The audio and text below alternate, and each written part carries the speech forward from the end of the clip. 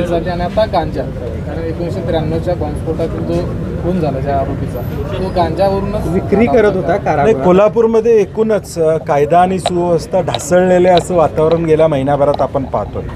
अनेक ठिकाणी खून होत आहेत, अनेक ठिकाणी वेगवेगळ्या माध्यमातून वेगवेगळ्या घटना सामोरा येताना या ठिकाणी दिसत आहेत. नेमकं लक्ष पोलीस प्रशासनाचं कोल्हापुरातल्या कायदा सुव्यवस्थेवर आहे का नाही अशी शंका निर्माण होणारी घटना. म्हणजे आता मी अधिवेशन आहे आमचं, गेल्या 2 महिन्यातल्या कोल्हापुरातल्या घटना बघितल्या, क्राईम रेट बघितला तर साधारणपणे वाढलेला दिसते. मग नेमकं प्रशासन काय करते अशी शंका निर्माण होते.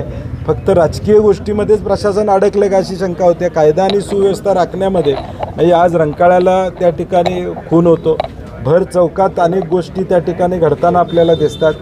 जेलमध्ये तर सर्रासपणे आता कळंब्याचं म्हणजे आता कन्फर्म झाले की दर आठवड्याला काहीतरी सापडणार, म्हणजे ठरलेलं आहे, लिखित आहे. सापडून देखील पुढच्या आठवड्यात परत त्याच्यावर कुठली कारवाई होताना दिसत नाही. आणि मला वाटतं कायदा आणि सुव्यवस्था बिघडलेल्या हाच मुद्दा येणाऱ्या अधिवेशनामध्ये महत्त्वाचा असेल.